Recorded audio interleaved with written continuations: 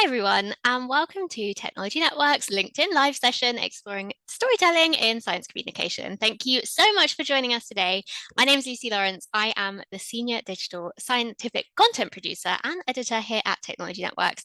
And I'm delighted to be joined by my wonderful colleagues to discuss all sorts of exciting topics. While we're waiting for everyone to join, I am really curious to know where you're all joining us from, so please make sure to let us know in the comments. In the meantime, if you do have any questions as the session progresses, then be sure to drop them in the comments and we'll aim to answer them as we go and then at the end. So now I thought we could kind of go around and briefly introduce ourselves and what we do at TN. So Alex, if you'd like to start. Yeah, hi everyone. My name is Alexander Beadle. I'm a science writer and editor here at Technology Networks, and I'm responsible for a lot of our coverage of material science and the applied sciences. Hi everyone, I'm Blake Forman. I'm a senior science writer here at Technology Networks, and I do a lot of coverage of biopharma and drug discovery. I also help out a lot with TN's search engine optimization efforts as well. Hi, I'm Bree with the custom content creation team, which means that we work with companies and organizations to develop custom content such as infographics, ebooks, articles, and also digital content to help generate leads and communicate their services and products. Perfect. So firstly, I really wanted to know what trends you've all kind of noticed in science journalism, and are there any you're kind of keeping an eye on for 2025? Yeah, sure. So Oh, no, go you ahead, go, Bree. right? No, go ahead. Okay. I was going to say, definitely in CCC, we've noticed a trend in like growing demand for visually engaging content, particularly infographics.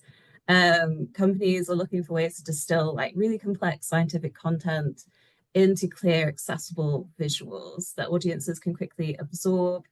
And infographics not only make information easier to understand, but they're also like very shareable across digital platforms like LinkedIn. And it's the same for video content, short form explainer videos or animations are becoming essential tools for science communication. I love that. Which is kind of your favorite to create, would you say? I love an infographic. They're very different from things I've like, they're very different from articles Hmm. and ebooks. And I also love what our design team comes up with at the end. It's always beautiful. They are really, really cool. So for anyone that's kind of joining us and isn't sure what an infographic is, could you explain that? Yeah, so it's usually uses a lot of graphics. You'll have an idea such as trying to think of something now. We had one Put you on the recently. spot, I'm sorry. Yeah, it's okay. So I'm developing one at the moment on biomarker design. So you need to explain what biomarkers are, but in a visual way. So you might have lots of images of like DNA and molecules and proteins. And then how do you find that? So you would have a visual process of the workflow. But basically you're aiming for minimal text, easy storyline. I love Narrative. it. Perfect. And then Blake, what are your thoughts on this? Yeah, sure. So, slight tangent, but and it might be something we come on to a bit later. But sort of one of the trends I noticed was sort of the rise of personality-led journalism. So like I think that nowadays, especially younger audiences are looking a lot more towards individual voices for their news sources as opposed to brands. And I think this has sort of really highlighted sort of the importance of having a sort of personal brand and your own voice, whether this be on social media or just through like your content creation itself, sort of injecting some of your own personality in there can really make a big difference. And I think it's definitely a trend that will continue. Have you seen anyone that does it really well, or is it something that you're kind of like working on developing yourself? Definitely something I want to develop myself, but in terms of people like doing it really well, I think yourself, Lucy, I really enjoy all the content you put out on LinkedIn, so would recommend following Lucy if you don't already. Thanks. Perfect. And then Alex, what about yourself? I mean, I would definitely agree with everything that Blake and Bree have said. I think as well, having that sort of personality driven content, and I think once you have a very unique point of view, I think that's something that people resonate with quite a lot. Perfect. So let's talk about kind of video. How have you guys found video and digital formats playing a role in communicating science? I'm not sure who wants to start. I kind of open it all. I can start. I kind of wanted to build on what Blake was saying in terms of personality, because I've had a chance to work on a few Teach Me in Tens now, as well as a Science Spotlight, where researchers talk us through a poster they've done. But it's usually a great opportunity to engage directly with the scientist or the industry expert, and they get to show us their personality. It means like those formats allow us to dive into topics we wouldn't have otherwise come across, and they give fresh perspective to those topics. And yeah, so they get to, whether they're explaining a new innovation or a latest discovery, or they're an advocate championing a cause, that video captures the human element behind the science, making it more relatable, engaging, and hopefully memorable as well. I think that's really eloquently put. I think what's interesting is that video isn't just kind of like a nice add-on anymore. It's becoming kind of the first way that people are consuming the content. And audiences don't usually want to spend a lot of time kind of reading when they can see it visually as well. So a lot of the products that TN have are really kind of playing to that strength that we all have. Alex, what are your thoughts on this? Yeah, I think that video can be a really good complement to written content as well. Not to be too reductive, because there will be people out there who do both of these things. But I think that some people like to wake up in the morning and then read their newsletter while they have breakfast, and some people like to, take in their science by watching a video on their lunch break. This might be the same group of people, might be two completely different groups of people, but if you can have high quality science communication going out through both avenues, then you're really engaging with a much broader pool of people, which is then interesting because you get a different perspective from readers as well. Um, I think this is a separate note. This is a slight plug, if you'll Go for forgive it. me. While we're on the topic of video content, I'm currently looking for scientists, people who are working in STEM, who might be interested in taking part in a video series, talking sort of a day in the life of different jobs, sort of a day in the life of a microbiologist, a day in the life of a neuroscientist, these kinds of things. So if you do like digital formats and you are listening to this and you would be keen to be interviewed, please get in touch. How can people get in touch with you if they do want to join this initiative? a.beadle@technologynetworks.com. Shoot me an email. You should be able to find my LinkedIn profile somewhere on this LinkedIn Live as well. You can shoot me a DM on there. And I think if you just go to the General Technology Networks website, there should be a contact us form, and that message will find its way to me somehow. Nice, perfect. How did you kind of come across thinking about this kind of new video concept? I mean, it really sort of ties back to what Blake and Bree have already said, in that personality-driven content is clearly a trend that we're looking at.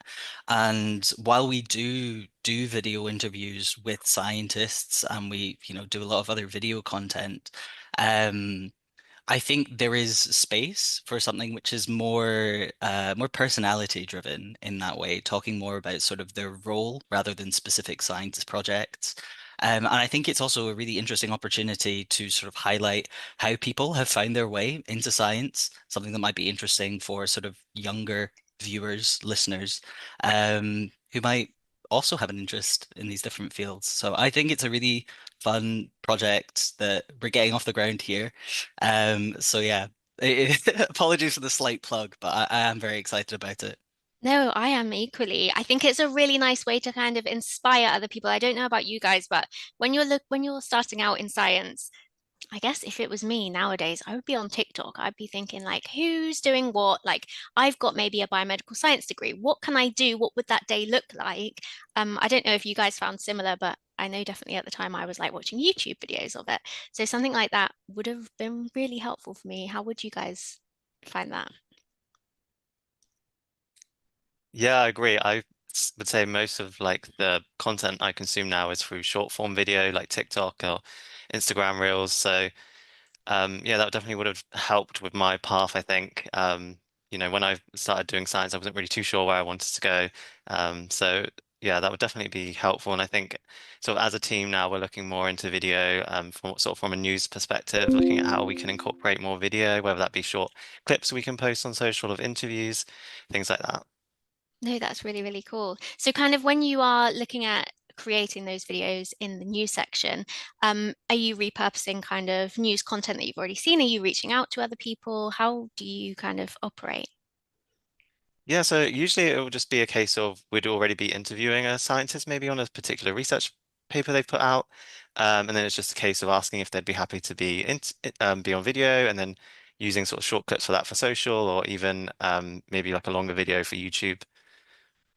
Very nice. No, love it. So I guess kind of we all work at TN. So everyone here operates in a niche, so to speak. So I'm kind of wondering really, how do you guys communicate science meaningfully? And is there anything that you've learned or tips that you could kind of share with our audience? Maybe I'll start with you, Blake. Yeah, sure. So I think it's really just about understanding your audience and niche. So being on top of like what are the trends, what are people interested in learning about, reading about. I think sort of one of our main jobs as science communicators is to understand sort of the field and also where it's going. And again, going back to sort of the personality driven thing, sort of injecting some humanity into your stories and being able to discuss how maybe a smaller research paper might impact the larger field is really important as well. No, I definitely agree. What do you guys think? For sure. I think that us sort of taking care of our little niches, the communities, I think you get to know the readership as well to some degree. Definitely we can see trends and sort of what's popular, and also people sometimes send us wonderful feedback about interesting articles that they've read.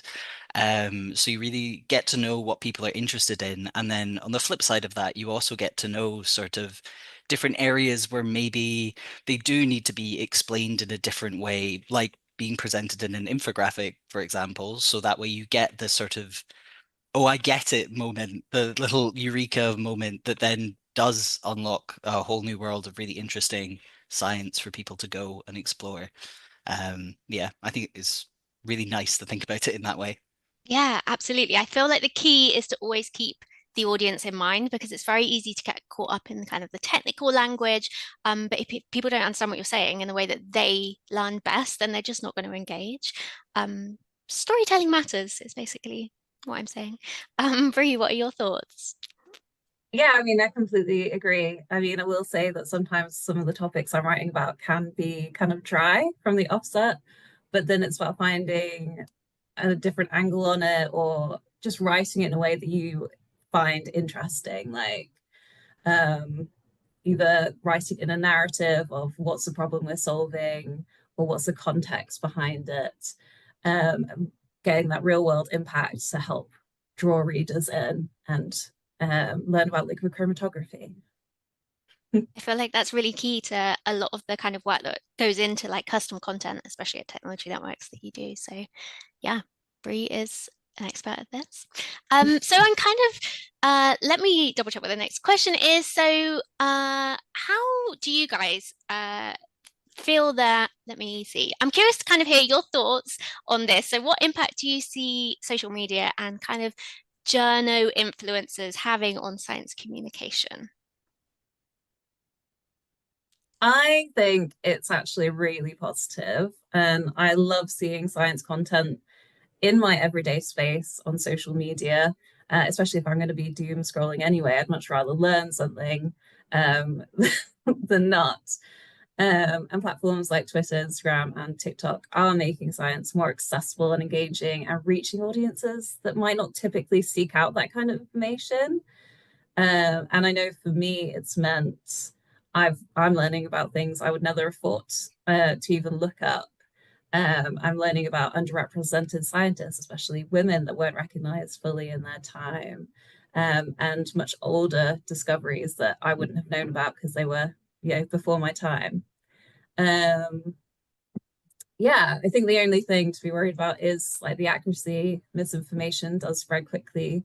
But I also think you get a good sense of which voices are reliable and which aren't quite quickly.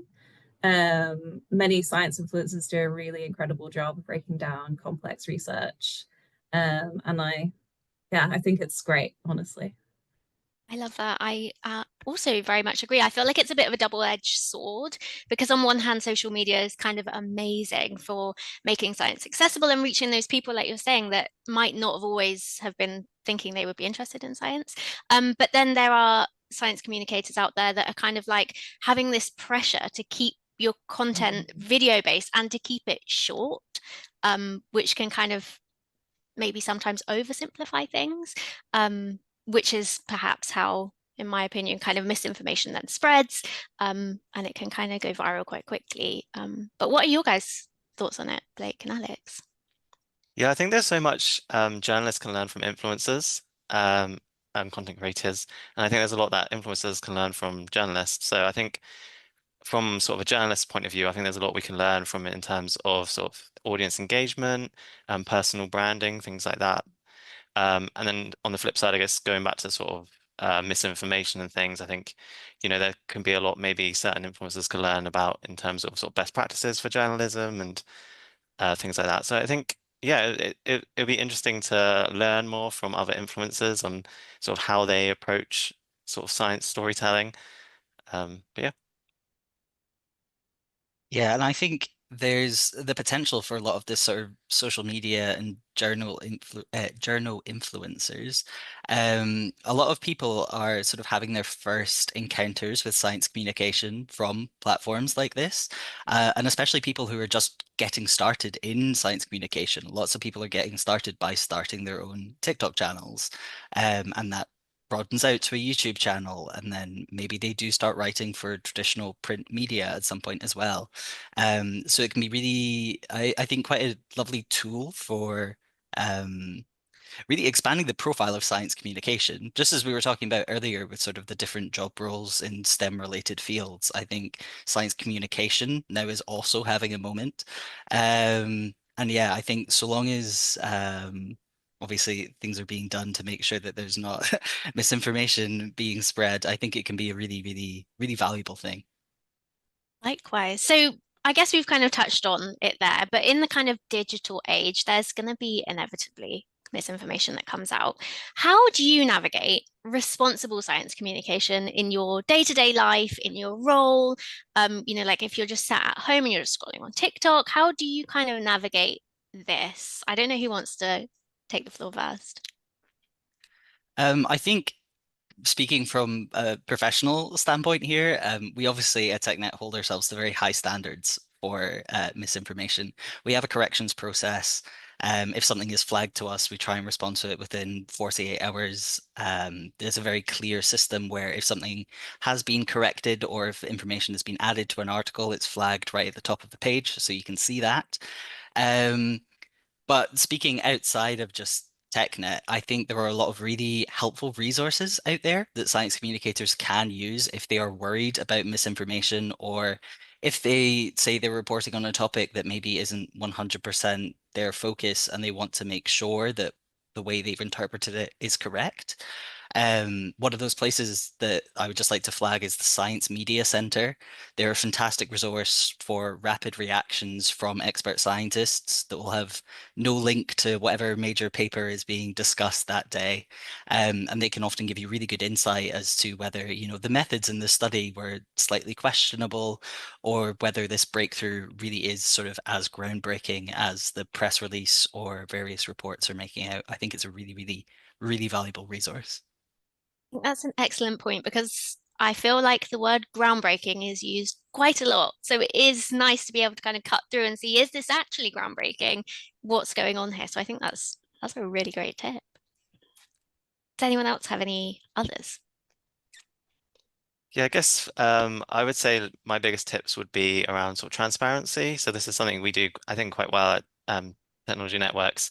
It's just being open and when discussing sort of findings that maybe are preliminary or inconclusive, try not to oversell a story just for the clicks. Also just approaching things with a critical eye, so being able to interrogate the facts. I think this comes with experience, sort of understanding your field. And another really helpful thing is sort of just getting different points of views as well. So including experts from maybe different backgrounds or different perspectives on stories can really help sort of balance your writing as well.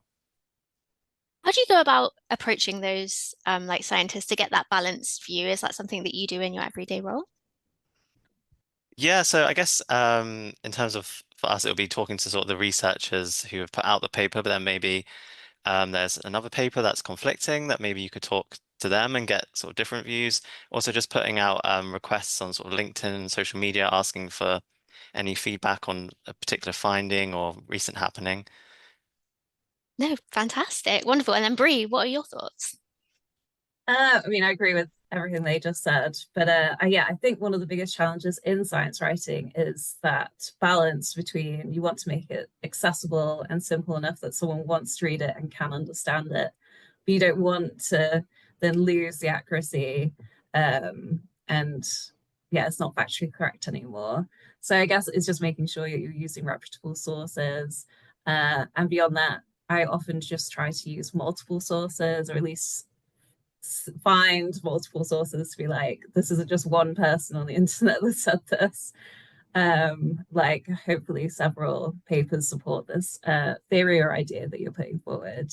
And just using metaphors, analogies, or real world applications to help simplify it without distorting what you're saying. No, I think that's wonderful. I think for me, it comes down to three things. I think it's like clarity, transparency, and context. That's always kind of what I try and keep in mind. So with your clarity, it's kind of making sure that the information that you're putting out there is clear, jargon free. Transparency is about, like we've said, being upfront about kind of uncertainties rather than overselling conclusions. And then the context is giving people that full picture, rather than just the headline. And like Blake said, going and double checking with the actual researchers and speaking with people. I also think it's super important to listen. If misinformation is spreading, I usually find that there's actually a reason for it. Maybe the correct information wasn't just communicated well enough in the first place. So instead of kind of shutting people down, I often ask, like, why is this misinformation resonating with them? And then addressing those concerns that way, I find is pretty good way of kind of leveling it out.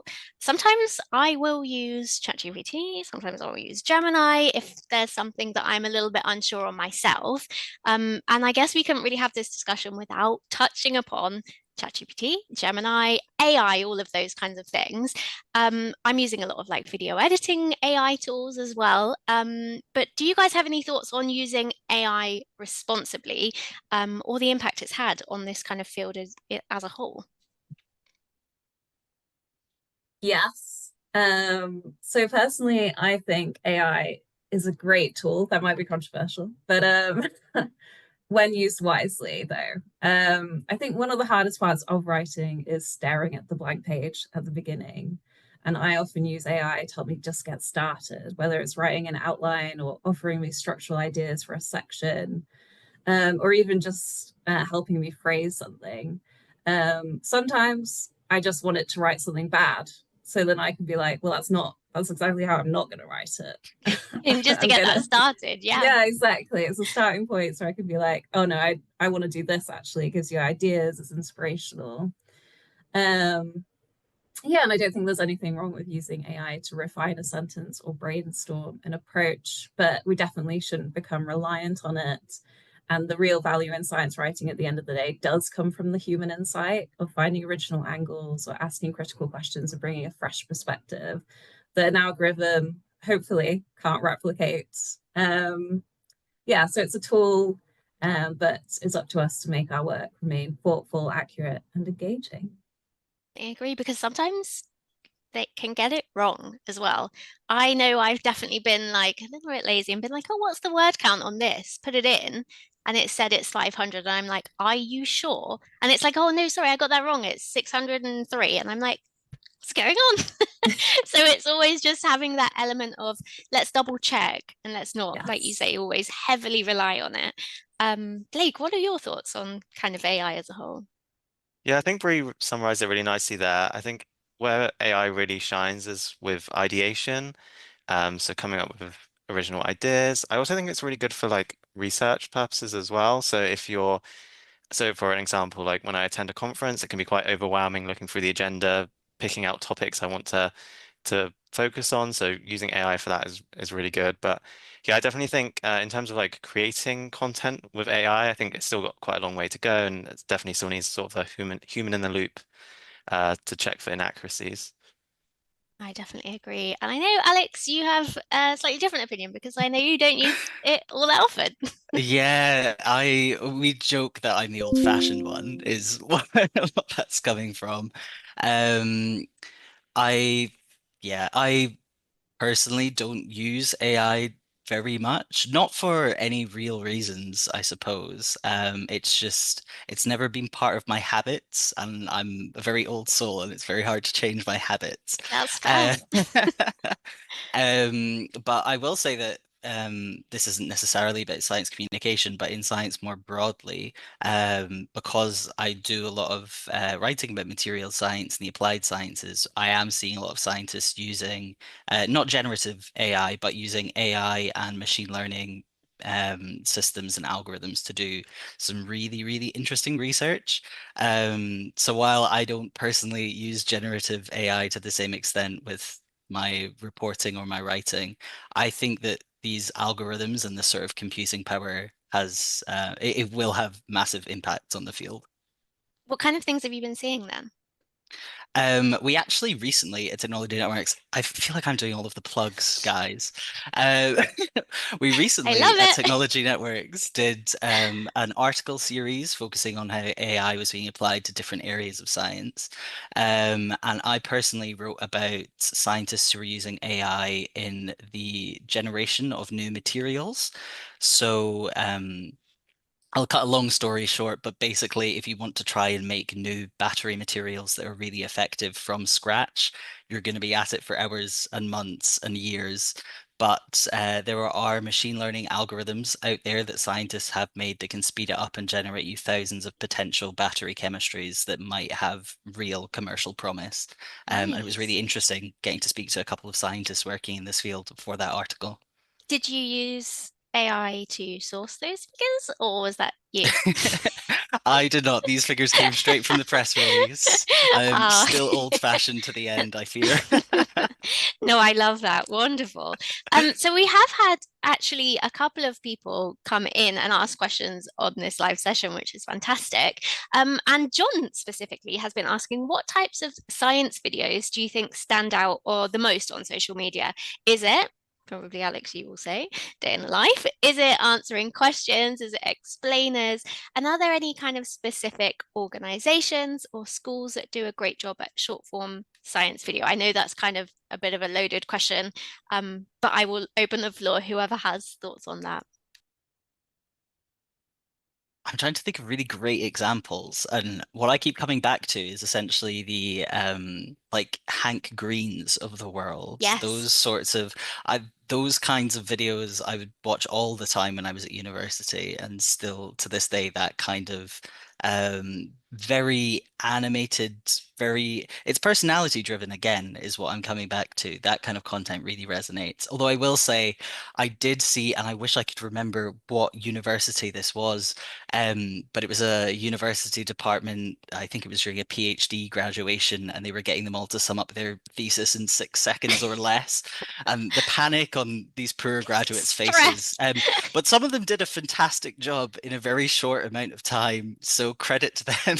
That's incredible. And going back to what you were saying about Hank Green as well, I always see on TikTok, if there's kind of like a science video, someone in the comments will be like, Hank Green, tell us more. So I get that so much. So I think that's a really great answer. Blake or Bree, did you have any further thoughts on that? I mean, I also am a big fan of Hank Green.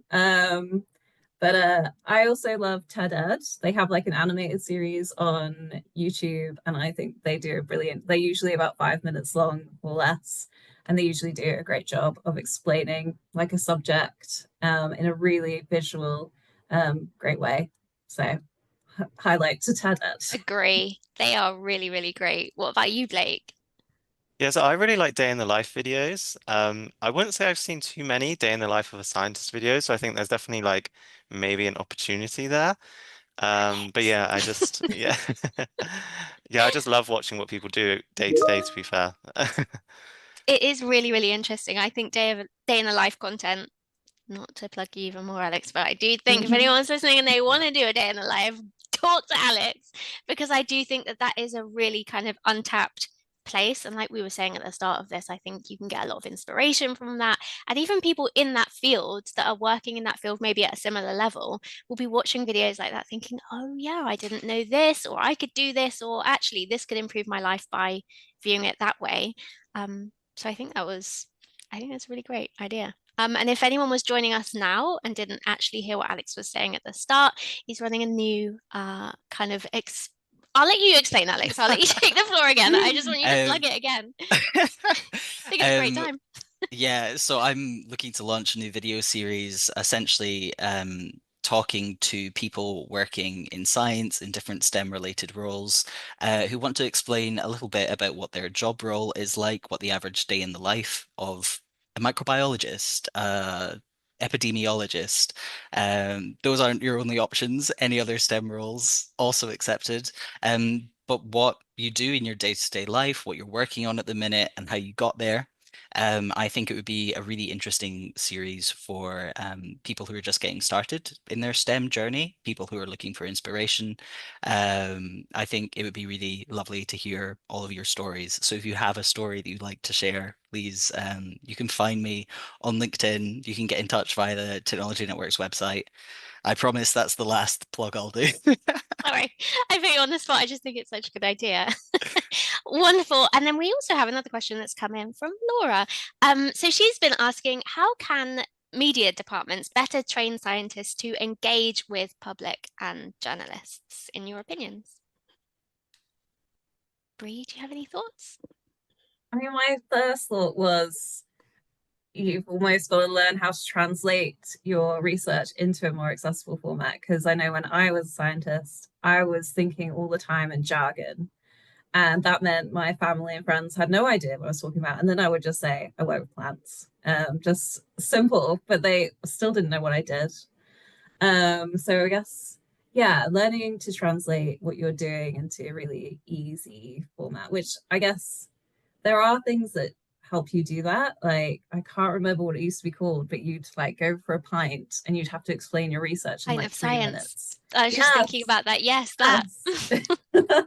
And those are really good programs. And I think any undergraduates who are thinking about going to science communication, that kind of thing is really useful.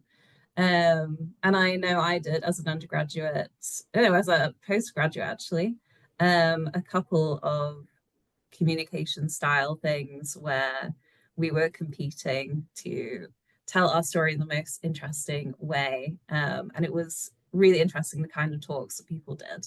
So be looking out for those kinds of things as someone in science, honestly. Yeah, I think there's a lot of things you can learn, even just from watching someone else do like a pint of science talk. I think it's really, really interesting to watch how people are kind of telling their information in the way that's really kind of bite-sized. You can hear the message really clearly. So I think that's a really great one. Blake, did you have any thoughts on that question? Yeah, it's a really interesting question actually, because I was thinking back to my short stint as a scientist, and I think if a journalist approached me, I would be terrified. So I definitely think there's room there for like even universities to sort of help train young scientists of how do you sort of interact with journalists, or how can you distill your information and better communicate this with the public. Um, but yeah, I think there is a lot of hesitancy sometimes we find with scientists to talk with journalists. I think they sometimes think we're trying to catch them out, or but I think it's important to know that like journalists are there to sort of work with you and help share your work. They're not there to catch you out, but I think it's definitely important that companies sort of support their scientists that they're sending out to talk about their research with better sort of methods to do this. I think that's really, really important. I like that a lot. Alex, did you have any thoughts on this too? I mean, Blake and Bree have mostly covered it, but I would just ask media departments to tell their scientists that they don't have to apologize for saying, oh, if I've written too much here, oh, if I've answered too much here. There's no such thing as too much. I want to know everything about your work.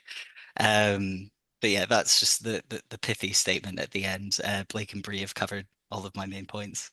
Wonderful.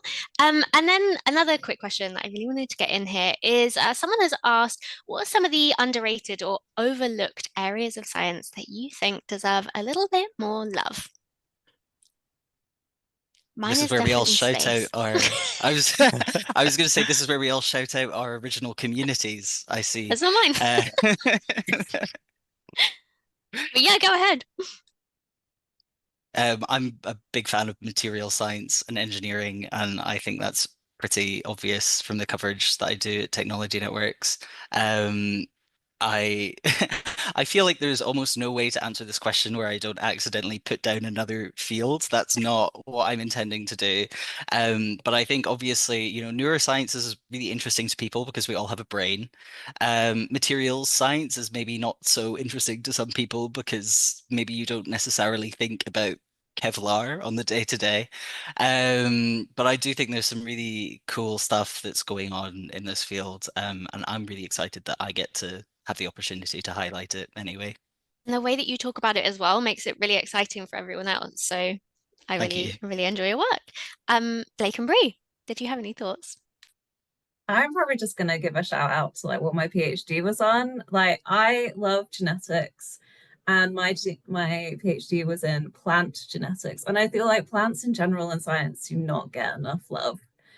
Even though we depend on them, like as a planet, as a species, like we need plants. And my part of my work dissertation, my project was trying to take genes from like drought tolerant crops, specifically ones that can grow in the desert, like cacti, or succulent plants, and putting them into crops. And how can we basically adapt our crops to be more drought tolerant as the climate warms up?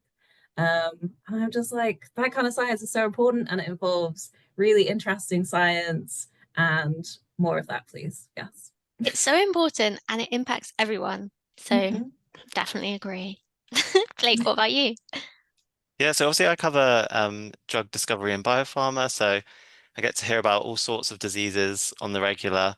But something that sort of always really interested me was rare diseases. I know this is pretty popular at the moment, but I think there's some really great and interesting things going on there, especially around like cell and gene therapy and things like that. So that's maybe it's not so much underserved, but I think maybe less to the general public. Maybe they're less aware of these diseases and sort of the work going on there. So I think, yeah. Unfortunately, I feel like it's only if you are personally touched by those that's when you really get into all of that research. But like you've been saying, there's so much incredible research and there's so many people that are super passionate about those areas that can really make a difference. So I definitely agree. I think all of these areas are what I want to hear more about. So as we kind of come to a close on the session, I want to look into the future a little bit. How do you all envision the field of science communication in 10 years' time, which is a little bit crazy to say? But do you see, like, how do you see your work playing a role in shaping kind of the future of science? It's a very big question. I would hope that after another 10 years of science writing, I think it would be my dream for someone to come up to me and say that I read something that you wrote and it got me really interested in this field and now I'm doing a PhD in it. I think that's a very broad strokes answer. But I think just the general mission of making science more accessible to more people, more niches in science, more accessible to more people. I think it's a really not to toot our own horns, but I think it's a very valiant thing to do. And I do hope that, the work that we're putting out there is making a real difference in that way. I think that summed it up really, really nicely. And I do think the work that we're doing is. Blake and Bree. Yeah, I think trusted communication will just be more important than ever.